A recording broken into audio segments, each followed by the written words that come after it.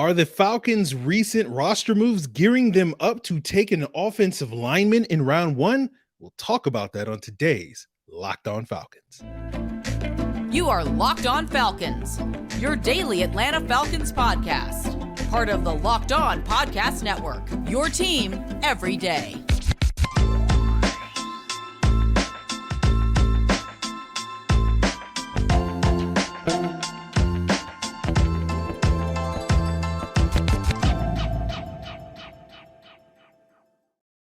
So, guys, you know me. I'm Aaron Freeman, a.k.a. Mr. Drew, a.k.a. Sirius Black, and, of course, the very humble host of this illustrious Locked On Falcons podcast, your daily Atlanta Falcons podcast, part of Locked On Sports Atlanta, your team every day. And make sure you make us your first listen. And we thank everyone that does, especially everyone that makes us their first listen each and every day. And if you're not making us your first listen, or you have made us your first listen, continue to subscribe or follow for free on YouTube or wherever you listen to podcasts. So, guys, today we're talking about the offensive line, right?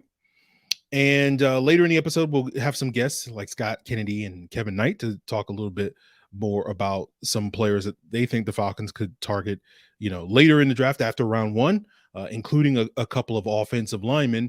But we're talking about this because it comes on the heels of the conversation we had on yesterday's podcast, the conversation discussing the Bud Dupree signing that the Falcons made over the weekend, as well as the Jeff Okudah trade. And we've seen the Falcons now add bodies at edge and cornerback, arguably the team's two biggest needs heading into the draft. And it's been kind of under the assumption that the Falcons were adding those guys as kind of insurance policies in the event that the draft does not fall their way, so that they can get those guys, particularly early in the draft, especially in round one. But we haven't seen the team add another key need, which is left guard position, right? And if the season were to start tomorrow, presumably Matt Hennessy would be their starter there. And Matt Hennessy has 2 or 3 starts in his career at left guard, all came last year. And then their only other real options at left guard are Jalen Mayfield, Justin Schaefer, 2 players that they've drafted over the last 2 years. And so with this in mind, I think we can make 3 basic assumptions. Either the first one being the Falcons are going to planning on prioritizing filling that guard need in the draft. The second assumption being, this team is much higher on Mayfield, Schaefer, and or Hennessy being their current options than we sort of think.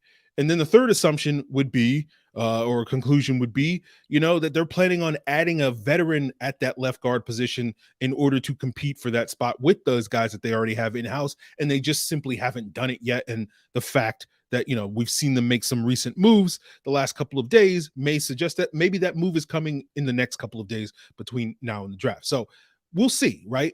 And we've seen this team be very proactive, not only the last couple of days with making some roster moves. We've seen them in past offseason be proactive after the draft, adding players like Parker Hesse, Bradley Pinion, Brian Edwards, Jason Spriggs, Nick Kwiatkowski, Jalen Dalton, all players that either, made the team, or some of those guys started games for the team, were added after the draft over the last 2 offseasons.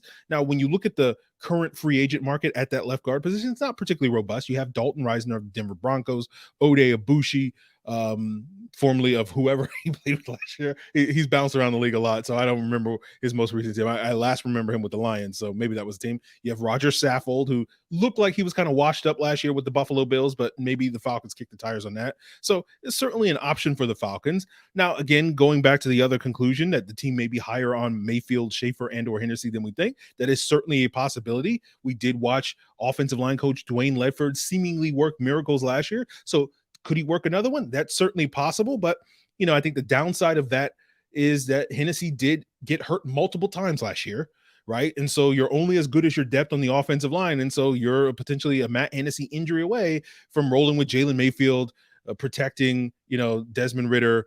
And, look, it's not my quarterback that I have to – I mean, he is my quarterback, but, it ain't my body on the line. So if the Falcons want to go with that plan, that's on them. I'm just going to be chilling at home with both of my kneecaps healthy, so if they want to go in that direction, by all means, you do you, is what I say.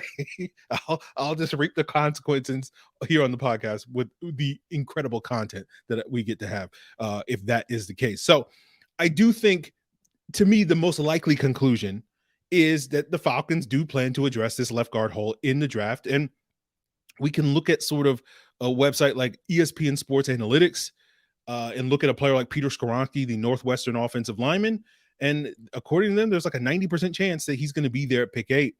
And when we talk about that compared to some of the other top consensus players, because we mentioned on previous episodes of the podcast that we're operating under the assumption based off of the Falcons' last 2 drafts that they don't typically stray away from the consensus too far when it comes to their early round picks. And you look at the top 7 non-quarterbacks on the consensus rankings. Number 1 would be Will Anderson. And according to ESPN Sports Analytics, Will Anderson has a 0% chance of lasting to the 8th overall selection. Number 3 on the consensus rankings is Jalen Carter.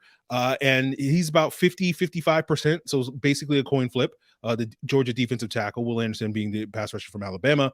Number 5 on the consensus rankings is Bijan Robinson, the Texas running back. Now, he is 100% expected to be available at that pick 8 overall spot.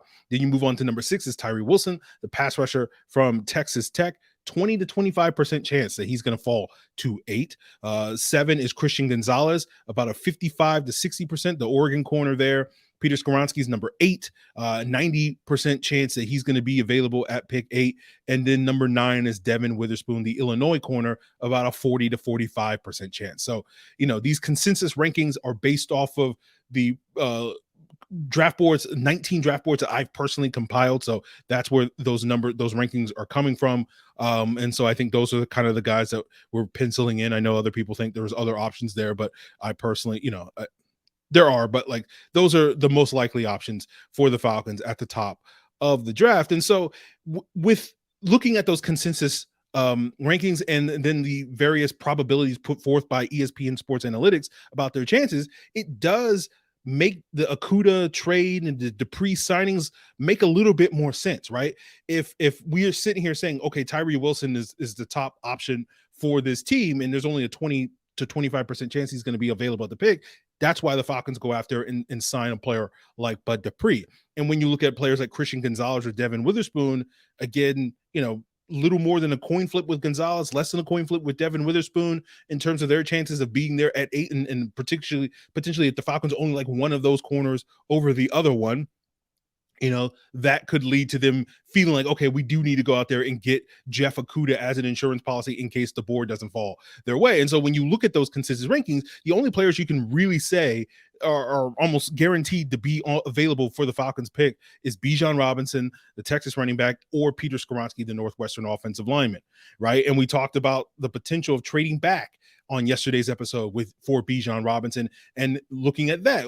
Could you trade back from 8 to get one of those guys? And you look at Bijan Robinson or you look at Peter Skoronski, right? The odds that he lasts too far after the 8th overall selection, right? It seems like the sweet spot for Skoronski is somewhere like that 9 to 12 range, because you get to pick 11, the odds that he's still available there drop under 50%. And then pick 13, it goes to under 30%. And you compare that with Bijan Robinson, the drop under 50% chances of him being available last to pick 15, under 30% is pick 18. So if you were going to trade back, if you're the Atlanta Falcons, let's say the pass rusher, the cornerbacks aren't there for you at 8, and you're fielding calls for teams to come up and get a quarterback, because that was another thing that we discussed on yesterday's episode, that the possibility of trading back goes up if not as many quarterbacks go in the top 7 as we thought, therefore pushing up some of these non-quarterbacks that we're talking about as the consensus rankings, the pass rushers, the corners or whatnot. If you're going to trade back, you're much more likely to be able to pick up Bijan Robinson later in the draft. Say you move back 5, 8 spots or something like that, rather than Peter Skoronski, who's probably going to be there. So if you're stuck with the pick, let's say those phone calls don't come, let's say no one really blows you away with an offer to come up for one of those quarterbacks, Anthony Richardson, CJ Stroud, Will Levis, or Bryce Young, whoever is there at that 8th overall selection, or maybe someone snatches those guys up before you get the opportunity. If you're stuck with that pick, it does seem like Peter Skoronski might be, let's say, your plan C at that point in time. If plan A is to take the best defensive player available, if plan B is to trade back, if those plans don't come to fruition, plan C is you stuck with the pick and you got to take a player.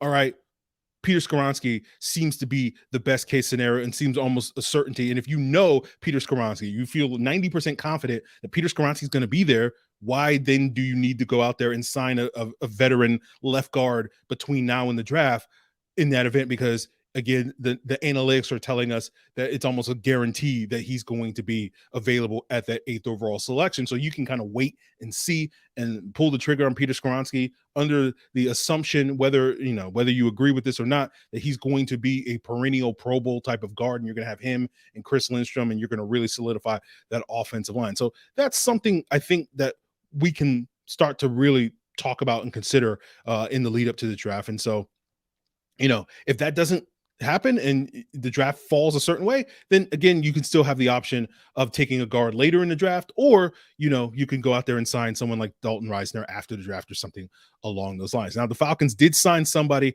on their offensive line on Monday. That was Ethan Greenidge, the former New Orleans Saint.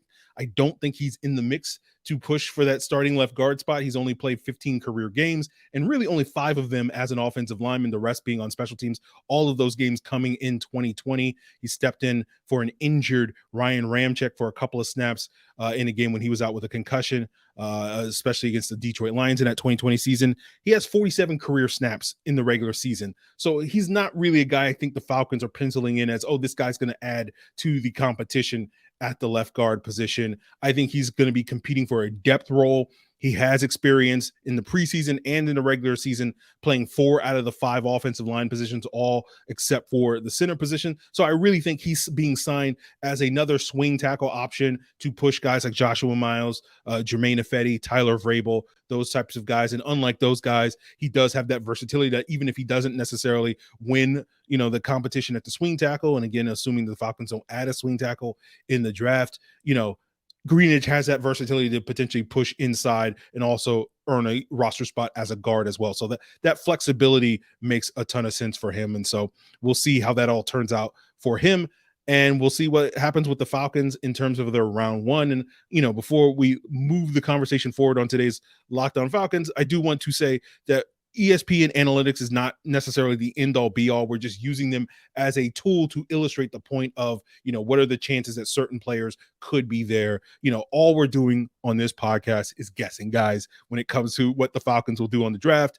Hopefully they're semi-educated guesses, but we use tools like ESPN analytics when it suits us to make some of those semi-educated guesses. And so I'll link to that in the description if you want to kind of play around with some of who's going to be potentially available and all that sort of stuff. So that will be in the description below.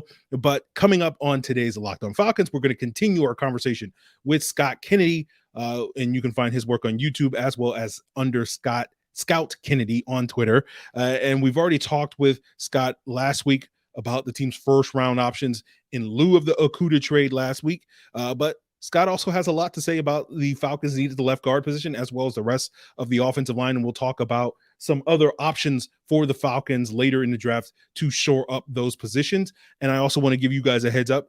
You'll hear Scott refer to a player as Ade Ade. He is referring to Adetomiwa Adebawore, the Northwestern defensive end / defensive tackle, when he says Ade Ade. So we'll get to that as we continue today's Locked On Falcons. But grand slams, no hitters, and double plays are back.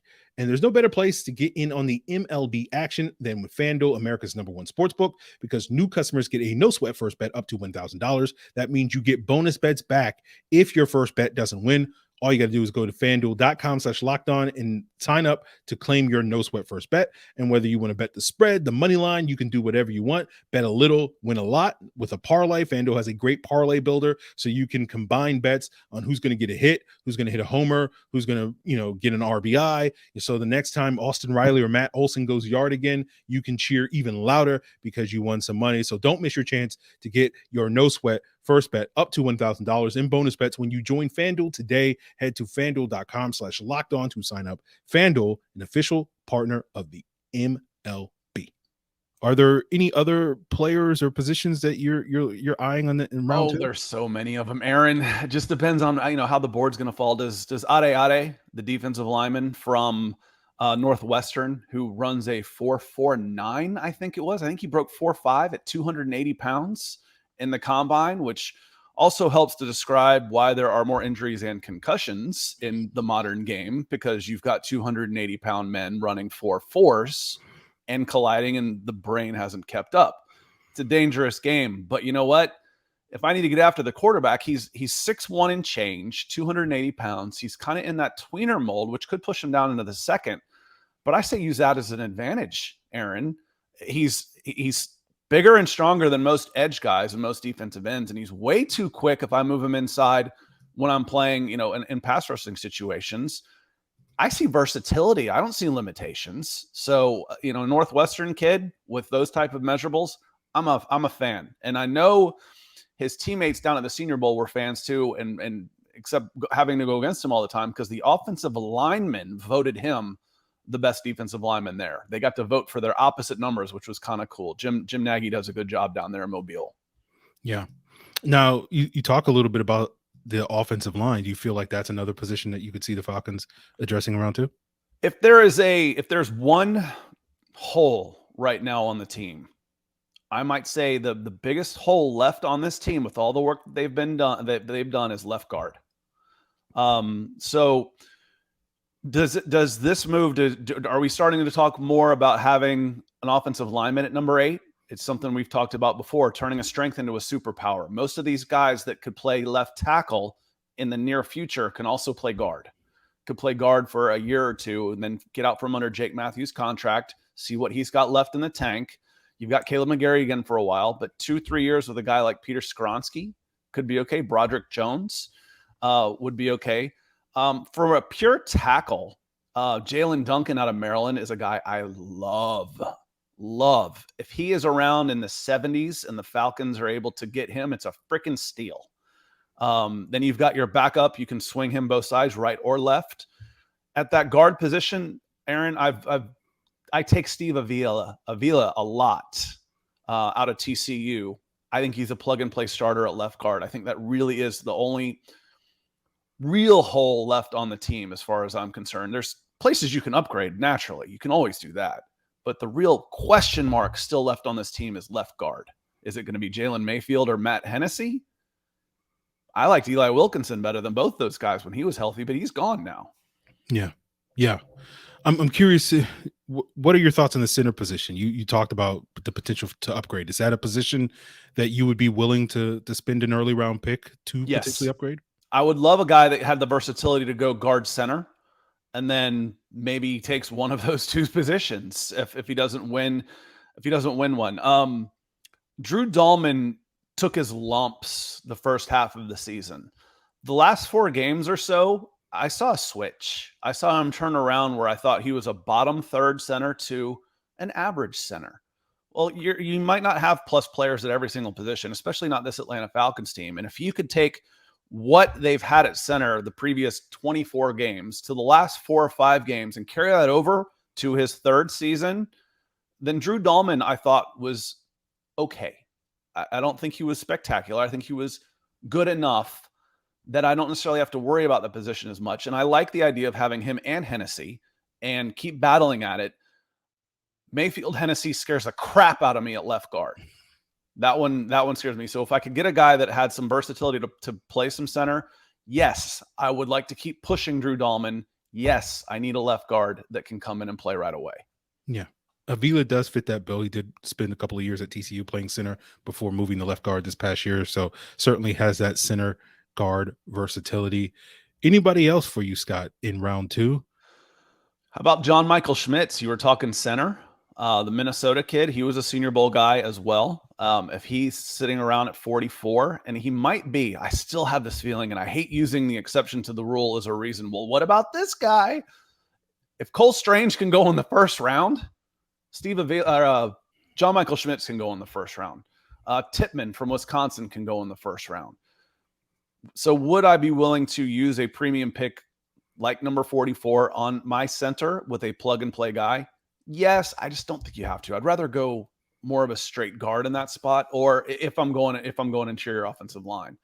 Again, Ade, defensive line. There's Julius Brents, the cornerback, is a length monster. I think he has like a 7-foot wingspan or something, running the 4.3s, is someone to watch. Darius Rush at corner should get second round consideration. I think he's down in the 80s on mock draft database right now, and he should be second round consideration. 6'2", running in the 4.3s and was blanketing guys at the Senior Bowl. So there's going to be, every year we start hearing, if there aren't those superstar prospects, Aaron, that we talked about at the top of the 2021 draft, we start hearing, this isn't a good draft. This isn't a good draft. Baloney. Man, in the second, third, and fourth round, there's all kinds of guys I love. Wide receiver, running back. I want to come out of this draft with a running back for the Falcons. I think they need another one. So lots of good options to do. We have fun doing these mocks, Aaron. Yeah, definitely. That's been my stance the whole time. It's like, yeah, I don't love the players that are potentially available at 8. There's a handful of guys that I do like, certainly. But like, to me, the sweet spot in this draft is like basically between like pick 30 and like pick 120. And if you gave me like 4, 5, 6 picks in that range, I would feel like I would be able to walk away from this draft with a lot of good players. Maybe not that many superstars, but certainly guys that'll help you win games on Sunday. And so, well, actually one of them got traded away. The Falcons now have 4 picks between 44 and 115. 159 just became Jeffrey Okudah. That's not a bad pick. Yeah. So they've got 4 in there. So I think, especially if I'm looking for some depth at wide receiver, if I'm looking for some depth at corner, I think if you want to go edge, you got to go early. Those are just athletic beasts. And if you want to go edge, you've got to get those guys early. But I can get a running back to help the team in the fourth round. We've proven it. Arthur Smith, and they've proven it with Tyler Algier, with Caleb Huntley. They've proven they can do that. So I think there's some really good depth in here. So I want to thank Scott again for his insight there, but we do have another guest to wrap up today's Locked On Falcons. We're going to continue our conversation from last week with Kevin Knight of the Falcoholic and Dirty Birds and Brews podcast, and he will break down some of his second round targets for the Atlanta Falcons. But before we get there, I do want to thank everyone that makes Locked On Falcons their first listen. And for all you everyday listeners, make sure you tune in tomorrow, because I believe we'll start to talk about the wide receiver position in addition to the offensive line position on today's episode. So continue to make us your first listen on tomorrow's episode.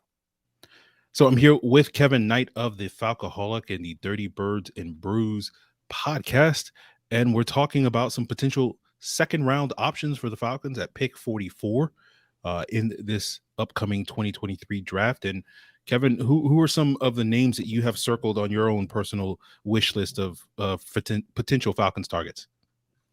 Yeah, I mean, it's probably going to sound very similar in terms of positions to the previous breakdown of the first round, but they can't, as you know, Aaron, you can't take every position at pick 8. You have to choose just one. Okay. So whichever ones they don't get, they'll probably consider strongly at 44. So it goes back to edge again, where they've met with a lot of guys like Keon White from Georgia Tech, another sort of big end. You got guys like Tuipolatu, who is another similar player there. BJ Ojolari.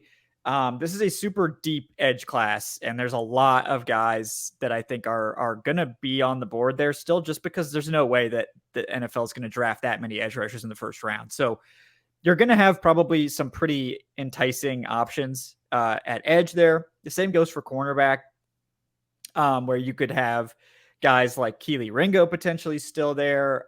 Maybe guys like Cam Smith if they fall. Emmanuel Forbes, who I think I heard on NFL Stock Exchange, they called him the Needle. So Emmanuel Forbes, the Needle. So, you got him, but other guys too, like Julius Brents, another like size speed athlete guy. DJ Turner from Michigan. They have a lot of options at corner too. I tend to like in mock drafts, which, are just one way to evaluate this thing. I tend to like the edge guys better at 44 than corner. I think the corners typically last longer.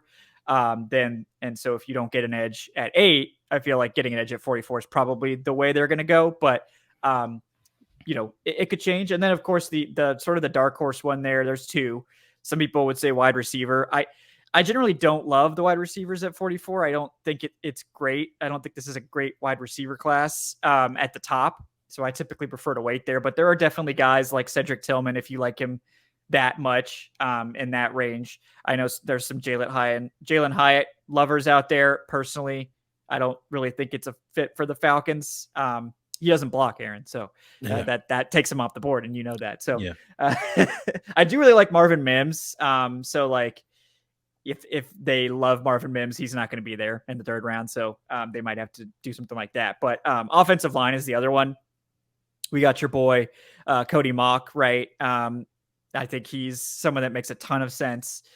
Joe Tippmann, the big center who can definitely play guard from Wisconsin. I know you're not a huge fan of Osiris Torres. They did, not that you're not a fan of him, but you're not necessarily a fan of his fit to the Falcons, which I think makes sense. He did test like better than I thought he would. And I think to fit in this scheme, he'd probably have to drop like 10, 15, 20 pounds. Maybe he could.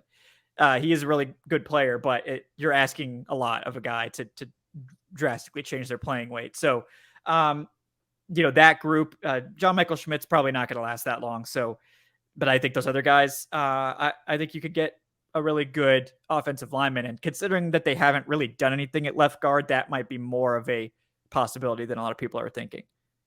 Now, you mentioned a couple of edge and corners of potential options. Is there any one player out of that group that you would be fist pumping if the Falcons wound up snagging in round 2? I really love Tuli Tuipulotu. I think he's super underrated. I love production, especially when it's like Power 5 production. I mean, Pac-12, Power 5, whatever. But, but I mean, he's so fun. Very much like that hybrid inside-outside guy. Played more edge this year, played more inside in previous years. Has good length, is definitely not like a Calais Campbell, though, where he's like 6'8". I mean, I think he's like 6'2" or 6'3". So, he's so good. I think he's really underrated. So I like him. I think Keon White is more of that, like, you're looking for the next sort of Calais Campbell type of size player. And White is probably more of that base end and interior pass rusher, where I think Tuipulotu could possibly be a full edge if you kept him closer to like 260, 270. But I think both of those guys, White and Tuipulotu, are guys that I would be very, very happy to get there. And BJ Ojolari too. I just feel like BJ Ojolari is a great player, but it's sort of redundant with like Arnold Ebiketie and D'Angelo Malone and Lorenzo Carter. Like they would then have like 4 of the same guy in their edge room. And I think they're probably trying to diversify a little bit more than that. Yeah. I would tend to agree there. Getting somebody who can, because we heard Calais Campbell say that they envision him for the Cam Jordan role. And as you said earlier, when we were talking about the round 1 guys, Calais Campbell's only under contract for 1 year. So you would imagine you would want to find your quote unquote long-term Cam Jordan in this draft. And certainly I think you mentioned some of those guys in round 1 as well as round 2 that could certainly fit that bill. So, guys, that's going to do it for us. Again, want to thank Kevin Knight for joining us on today's episode. Still more to come from both Kevin and Scott. I believe both of those guys talked about the wide receiver position, so that's in store potentially on tomorrow's episode. Had a couple of other guests come on, talk about, some potential wide receiver targets and options for the Falcons, so that may also be in store on tomorrow's episode. Those include Matt Waldman and Savion Mixon. So, if the Falcons do something different, we might potentially audible and move away from the wide receiver position, but that is the plan for your first listen tomorrow. Continue to subscribe to Locked On Falcons on YouTube or wherever you listen to podcasts. And for your second listen, you want to get more and deeper into the NFL draft, and of course the Locked On NFL Draft podcast with Keith Sanchez and Damian Parson, as well as the Locked On NFL Scouting with the Draft Dudes. Those are Kyle Krabs and Joe Marino, are also available on YouTube or wherever you listen to podcasts. It's all part of the Locked On Podcast Network, your team every day.